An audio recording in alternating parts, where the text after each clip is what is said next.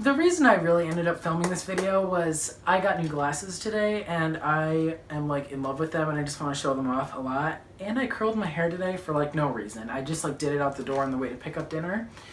And I'm like, ooh, shoot, I look kind of nice.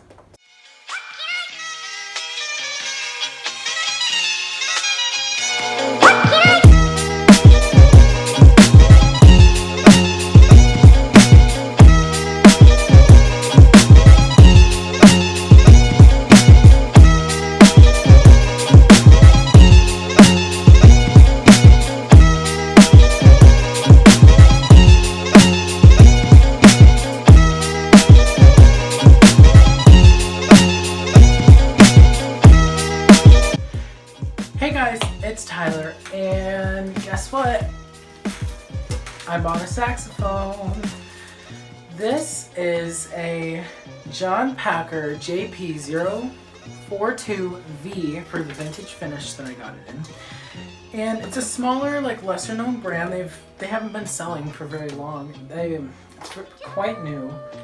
And it's such a good brand for the price. It's not like a Selmer where you can sell instruments for $22-some thousand for a saxophone.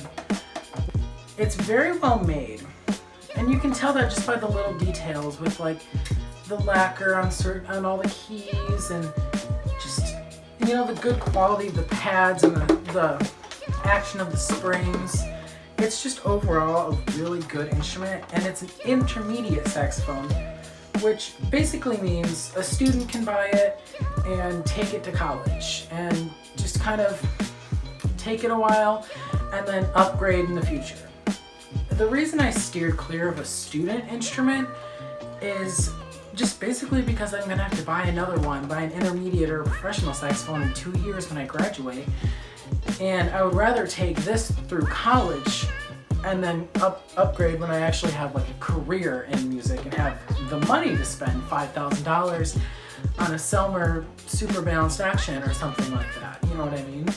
So I basically coerced my parents into buying me this, and I think it's more of an investment for the next 5-6 years of my life than really a end-all be-all solution to everything. But it's such a beautiful saxophone. And all of them come with this beautiful finish on the keys, on the pearls of the keys. I don't know if they're real pearls or not, probably not, since the saxophone was only $1,000. I actually ordered it from a website, which I will not be linking because I just didn't have a good experience with them. But I basically ordered this, and they charged our card, and it said pending, and it never ended up shipping at all. And we called the company like 5 days later because we're like, one, it doesn't even say the order's been shipped, and two, it charged our card, so they have our money. So we called, and they were just like, oh, that's not going to be in stock. And I ordered the vintage one, and they're like, oh, that's not going to be in stock until August. And I'm like, seriously? Screw that. I'm like, cancel that. You know, I mean, I only wanted this one because I just didn't really love all the other finishes on the website. And I was just like, whatever, I'll just call around and find one somewhere else because there has to be one in stock somewhere, right? So I called a few places, and I don't remember exactly what it's called. It was Connor's Music, I think. It was such an amazing place, and I definitely will be linking them, even though they're in Michigan. I live in Northwest Ohio, so it's kind of difficult. But they had this one in stock, and it was the last one that they had. And it had been on the floor for a few weeks, which I don't know how it is for a saxophone, but we went in. I just kind of bought it on the spot because it wouldn't be there if I didn't. And now I have a saxophone for August, which I need because I am playing at the Country Dip on some weekends, maybe a few weekdays. It's the summer, I don't know. But I needed an instrument because my alto is in for repair, and to be honest, I don't love playing alto that much. I love playing tenor. Tenor is like my instrument. It is so much more fun than alto, in my opinion. That's just my opinion, because I mean, I think alto's great and all, but I love playing tenor. And it's just such a beautiful instrument. I can't get over the finish on here. Now, there were a few issues with this instrument that the guy fixed at the store. He was such a nice guy. I think he was the owner. I talked to the owner about it because, you know, I got it out and test played it, which is another reason I'm kind of happy I didn't just let it get here in August and magically not work. Because when I tried to play the low A sharp, B flat, whatever you want to call it, the G sharp key would kick up a little bit, which didn't let me play it. The guy just did some adjustment. I don't really remember. I just bent the keys back because no shade to them, but a few, like, it was like a week or something before solo and ensemble, and someone dropped the school tenor that I was using on the ground and just completely destroyed this part of it because it hit right here and it completely destroyed the bottom half of the saxophone and it wouldn't play. And I just bent them back into shape because I needed a few of those notes, and I wasn't, you know, going to not play it and get a 2 on my solo because the instrument was broken. So I just took a few hours and rebent the keys back together. So, and that's another reason that I love that I bought a tenor saxophone, because I don't play tenor saxophone in the school band because the band director never moved me over to tenor, but I love playing it in my free time and doing it double with alto for solo and ensemble. I did tenor for districts this year instead of alto just because I like playing it more, and I got into districts too. But I had to use a school saxophone that was already in bad shape for solo and ensemble because it was dropped. But the other tenor I used, I had to bug to get fixed, and I sent it in December 22nd, and I didn't get it back until like 2 days before districts, which was in like mid-February. So it just wasn't consistent, and especially since I had gigs planned for the summer. So that's why I pushed my parents into buying me this. Also, I did notice that whenever I would play the you know, like spatula key B, the low B, the C sharp would kick up a little bit. And only if I did a certain fingering with it, going from like a chromatic where you have to kind of press down really weird. The C sharp key would kick up a little bit, but I just did a little adjustment on the screw here and it was perfectly fine. And the thing that I love about this saxophone so much is that the guy told me that a lot, like it has a lot of features of like a Yanagisawa or a Selmer, I think. I don't know what the Selmer one is, but the thing with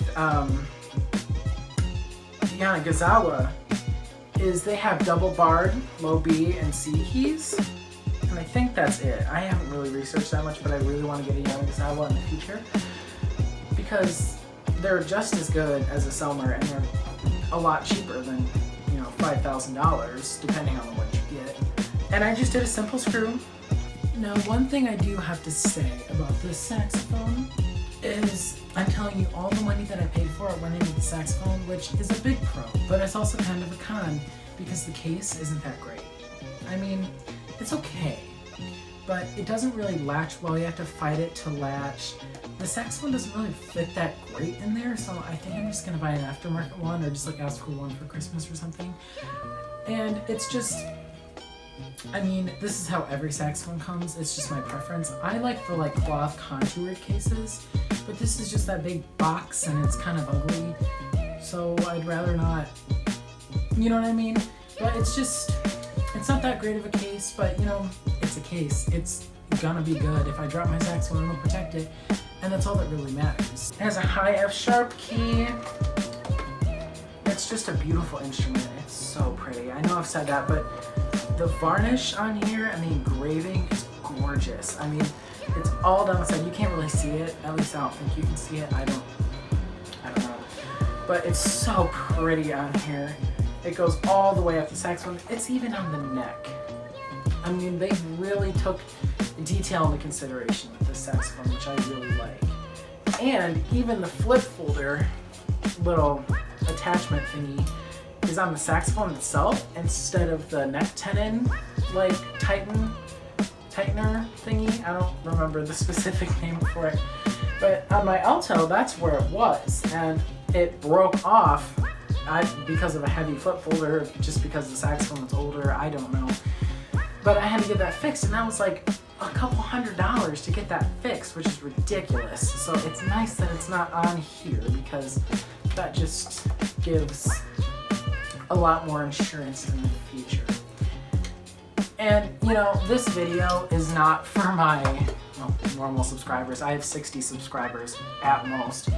this video isn't for like my actual like people that consistently watch my videos, because there's like 5 people in my 400 person school that actually care about music. I mean, obviously there's more, but you know what I mean. To the extent that I do, to where I bought a second instrument for myself. So no one's this is more of a video for like YouTube like recommendations, because there also wasn't any reviews on this saxophone, which I thought was interesting, on YouTube either, which I really wish I saw. So yeah. So let's see how this instrument sounds. Let's see if I can get a good camera angle. And I'm telling you right now, I look really ugly while I'm playing the tenor saxophone. No, I look really ugly playing the saxophone. I look ugly playing any instrument, because I play the flute and clarinet, and I look so ugly on all of them. So just be ready for that, because it's not cute. So I'm gonna pick out some solo piece that I've done in the recent past and play it. I don't know, there's so many that I've done. Also, comment down below if you want to see more videos of my saxophone, or not just like my saxophone, but my playing, because I love playing and it'd be so fun to do that on here, but I don't really know if people would actually want to see it, you know, because it's not that interesting. It's just me playing an instrument, you know what I mean? And there's not much talking either. Like, a singing video is different because they're like interacting. I'm just playing an instrument at a wall. So tell me your opinion on that, and yeah, maybe I'll start playing on my YouTube channel. So for like the 14,000th time, let's get in and see how this sounds.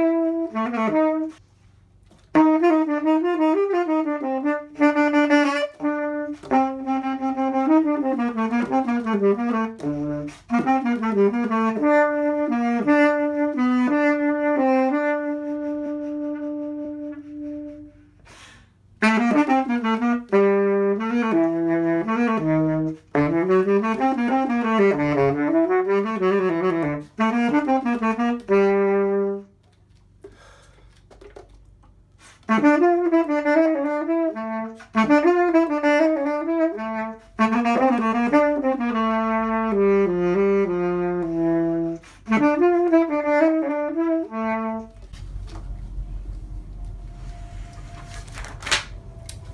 solo book I have always divides the music up in 2 pages, so it's not all on the same page. I have to turn a page, which is obnoxious. I just haven't printed it out yet because I'm too lazy. Back to it.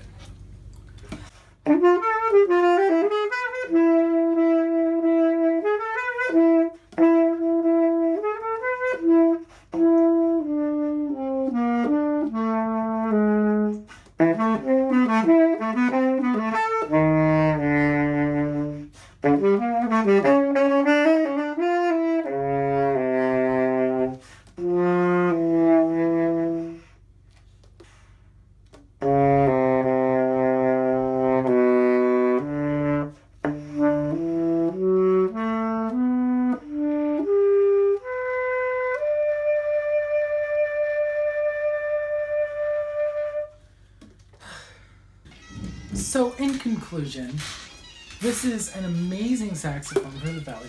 It is so beautiful. I know I've said that so many times already, but this saxophone is gorgeous.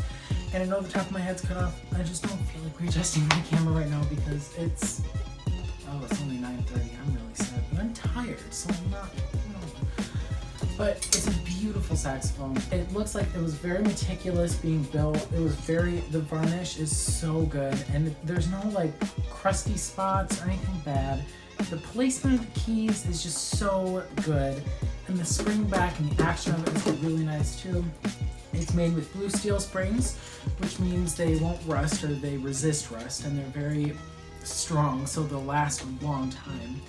I mean, I don't feel like I'm gonna really have to get this serviced. I mean, send it in yearly for like maintenance and stuff, but I'm never gonna have to have a major repair or service on it because it's so well built and the materials feel so nice, and the double ridging on these keys just means, there's more rigidity, and it's such a beautiful saxophone.